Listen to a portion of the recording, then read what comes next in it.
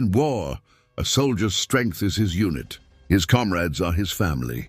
His support his reason to fight on. But what happens when that bond is severed? When the sounds of battle fade, and a soldier finds himself utterly terrifyingly alone? This is not a story of a great battle or a famous general. This is the story of one man, his rifle, and his will to survive against impossible odds. This is the story of the soldier who fought for 72 hours, completely solo, deep behind enemy lines, a man who waged his own private war, not knowing if he would ever see a friendly face again, until his own army returned. The date was October 14th, 1944. The place, the Hürtgen Forest, a dark, foreboding expanse of dense pine and jagged ravines on the German-Belgian border. Here, the American 28th Infantry Division, the Keystone, each was locked in a bloody, grinding battle of attrition. And here, one soldier from Company B, 112th Infantry Regiment, would be cut off from everything he knew. To understand the sheer isolation this man would face, one must first grasp the nightmarish character of the Hürtgen Forest campaign. By the autumn of 1944, what Allied command had envisioned as a quick push through a wooded area to reach the Rhine had devolved into a meat grinder. The forest itself was the enemy, a dense, dark labyrinth of fir trees so thick they blocked out the sun, sown with a devil's garden of German Schützenmine 42, bouncing Betty, anti-personnel mines, tripwire explosives, and pre-sighted mortar and artillery positions. Our soldier was Private First Class Leonard T. Jackson, a 19-year-old rifleman from Scranton, Pennsylvania. He was, by all accounts, an ordinary soldier. His world was his M1 Garand, his web gear, the men in his squad, and the orders that filtered down from command. He had landed in France months earlier and had seen his share of combat, but nothing could have prepared him for the Hürtgen. The strategic objective for the 28th Division was the capture of the town of Schmidt and the crucial Schwammenauer dam, but the German 275th Infantry Division, though under strength, was composed of hardened veterans who knew the terrain intimately. They turned every clearing into a killing zone, every trail into an ambush site. On October 13th, Company B was ordered to spearhead an attack through a particularly dense sector of the forest to secure a ridgeline known as Hill 554. The attack began at dawn, in a cold, persistent drizzle that turned the forest floor into a slick, muddy bog. The men advanced by squads, the silence of the forest broken only by the squelch of their boots and the distant, ominous crump of artillery. For Leonard Jackson and the others in 2nd Platoon, the world shrank to the few yards of muddy ground in front of them, the man ahead and the ever-present feeling of being watched. The initial advance was deceptively quiet. By 1,000 hours, 2nd Platoon had pushed nearly a kilometer into the forest without making contact. The tension was palpable. Veterans like Jackson knew that in the Hürtgen, silence was often a prelude to hell. That hell arrived at 10:15 hours. It began not with small arms fire, but with the soul-shaking shriek of incoming Nebelwerfer rockets, the German screaming mimes. The forest erupted in a storm of shrapnel and splintered wood. Trees were sheared in half, and men were thrown like rag dolls. Following the artillery barrage, the distinctive stutter of German MG-42. Machine guns opened up from 3 sides, their rate of fire so high it sounded like ripping canvas. The platoon was caught in a perfectly executed ambush. The lead squad was nearly wiped out in the first minute. The command group, including the platoon leader and platoon sergeant, was killed by a direct mortar hit. In the chaos, Jackson's squad was ordered to lay down covering fire while the remnants of the platoon attempted to withdraw. He dove behind the root system of a massive, overturned pine tree, his M1 Garand barking in sharp, controlled bursts as he tried to pinpoint the German machine gun nests. For 20 minutes a vicious firefight raged. He could hear the shouts of his squad leader, the screams of the wounded, and the relentless hammering of the MG-42s. Then, a new sound joined the cacophony, the crunch of tracks and the deep-throated grow of a German engine. A Sturmgeschützte Re-Assaultgun, Its low silhouette, barely visible through the trees, was pushing forward, its 75mm main gun blasting holes in the American line.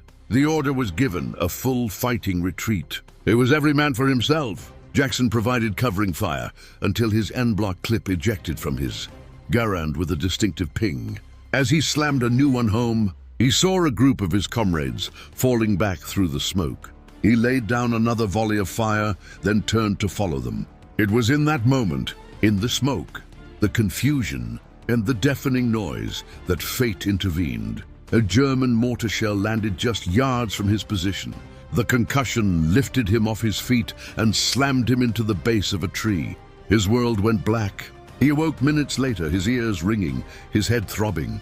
The forest was quiet. The sounds of battle had moved away, replaced by the moans of the wounded and the crackle of burning undergrowth. He was disoriented, alone. He stumbled back to where he thought his line should be, but found only more German bodies and the wreckage of the fight. He was cut off completely. The main American positions were now over a kilometer to his rear, through forest now swarming with German patrols hunting for stragglers. The crushing realization settled in his gut. He was 19 years old behind enemy lines, with no food, little water, and only the ammunition in his pouches. The first night was the longest of Leonard Jackson's life. He found a shell crater partially concealed by ferns and huddled in its muddy bottom, shivering uncontrollably from the cold and shock. He could hear German voices, sometimes frighteningly close, as patrols searched the battlefield. Every snap of a twig, every rustle of leaves sent a fresh jolt of terror through him. Sleep was impossible. He was a boy, trapped in a dark wood, surrounded by wolves. Dawn on the 15th revealed the full extent of his predicament. From his hiding place, he could see German troops moving freely along the forest trails. He was deep inside their perimeter. His canteen was half full. He had 1K ration and 8 clips for his M1 Garand. It was nowhere near enough. This was the crisis. Not a dramatic, cinematic battle, but the slow, gnawing dread of isolation and the near certainty of capture or death. The psychological weight was immense. The temptation to simply stand up, to surrender and end the fear, was a constant whispering voice in his mind. He thought of his family, his home in Pennsylvania, and the friends he had seen die the day before. Giving up was not an option. His private war began that second day. He decided his mission was no longer to attack, but to survive and harass. He would be a ghost. He moved with painstaking slowness, from one piece of cover to the next, always listening, always watching. His first encounter came around noon. A 2-man German patrol, seemingly on a routine check, stopped to smoke, not 50 feet from his position behind a thicket. He held his breath, his finger on the trigger of his Garand. One of the soldiers, a young man not much older than himself, looked directly toward his hiding spot for a long moment, then turned away, laughing at something his comrade said. The relief was so profound it left him weak, but the incident had a profound effect. He realized he could not remain passive. He was a soldier, and he would fight his war. That afternoon, he carefully emplaced his only 2 grenades as crude booby, traps on a frequently used trail, tying the pins to tripwires. As dusk fell, he was rewarded with a satisfying crump from the direction of the trail, followed by shouts of alarm and confusion in German. He had drawn first blood. He had also made the enemy aware that they had a problem in their backyard. The third day, October 16th, was a test of sheer endurance. The cold rain returned, soaking him to the bone. His K-ration was gone. He was weak from hunger and exhaustion. His mind played tricks on him, conjuring up images of warm meals and safe beds. He was beginning to doubt his own sanity. The true test of his resolve came that afternoon. While attempting to scavenge for water from a stream, he stumbled upon a small German command post, a cluster of tents with radio antennas. He counted at least 10 enemy soldiers. He was hidden in a drainage ditch just 80 yards away. He could have taken a shot, maybe killed an officer, but he knew it would be his last. He was a hunter, not a suicide. He backed away, silently, his heart pounding, and vanished back into the forest. By the morning of the 4th day, October 17th. Leonard Jackson was a ghost of his former self. His uniform was in tatters, his face gaunt and smeared with dirt. He was running on sheer willpower alone. He had found a new hiding place, a small, natural cave, formed by sandstone rocks and tangled roots, and had resolved to stay put, to conserve his energy and his last 4 clips of ammunition. The turning point came not from a heroic charge, but from a sound he had not heard in 3 days. The familiar report of American M1 rifles and the heavier chatter of a Browning automatic rifle. It was distant but unmistakable. The Americans were counter-attacking. A surge of adrenaline coursed through his exhausted body. His army was coming back, but between him and salvation lay the German positions he had been observing for days. He knew if he stayed hidden, the advancing Americans might bypass his position, or worse, mistake him for the enemy.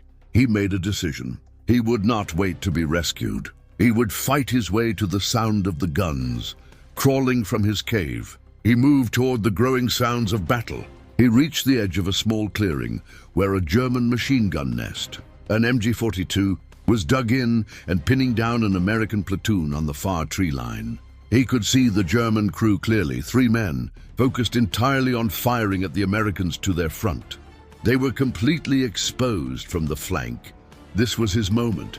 He was no longer a fugitive. He was a soldier of the 28th Infantry Division. He steadied his M1 Garand against a tree, took a deep breath, and exhaled slowly. His first shot took the gunner in the side. The assistant gunner turned in shock, just in time to meet Jackson's second round. The 3rd German scrambled for a weapon, but a third, well-aimed shot from Jackson's rifle cut him down. The deadly chatter of the MG-42 fell silent. On the other side of the clearing, the American platoon leader, stunned by the sudden silence, peered through his binoculars. He saw a single ragged figure in a tattered American uniform emerge from the trees, calmly walk over to the German position, and pick up a fallen soldier's helmet to wave it high in the air. The soldiers of Company C, 112th Infantry, could scarcely believe their eyes. The man who stumbled out of the German tree line was a walking skeleton, armed with an impeccably clean M1 Garand and a story that defied belief. He was immediately evacuated to an aid station, suffering from severe exposure, dehydration and exhaustion. Leonard Jackson's solo war was over. In his 72 hours behind the lines, he had killed at least 5 enemy soldiers with his sniper-like rifle fire, wounded several others, and sown significant confusion in the German rear area with his booby traps and his elusive presence. German after-action reports from the sector later noted persistent and accurate sniper activity and partisan style, harassment that had hampered their movements. For his actions, Private First Class Leonard T. Jackson was awarded the Distinguished Service Cross, the nation's 2nd highest award for valor. The citation read, "For extraordinary heroism in connection with military operations against an armed enemy." When his unit was forced to withdraw, Private Jackson chose to remain in position, alone behind enemy lines. For 3 days, he waged a single-handed war against the German forces, harassing their supply lines, eliminating sentries and machine gun crews, and creating the impression of a much larger force. His courageous and determined actions materially weakened the enemy's position and directly contributed to the success of the subsequent American counterattack. Pause. Leonard Jackson survived the war and returned to Pennsylvania, where he lived a quiet, private life, rarely speaking of his 3 days in hell. His story became a legend within the 28th Division, a testament to the unbreakable will of a single soldier. It was not a story of a great victory that changed the war, but something perhaps more profound, a story of the resilience of the human spirit. In the vast, impersonal slaughter of the Hürtgen Forest, heroism was found not in a grand charge, but in the heart of one forgotten soldier, determined to see one more sunrise, and to fight on alone until his army returned. The solitary stand of one man against an army in the dark heart of the Hürtgen Forest. This was just one of countless untold stories from the Second World War. Subscribe to WWII records as we continue to bring these forgotten chapters of history back to life.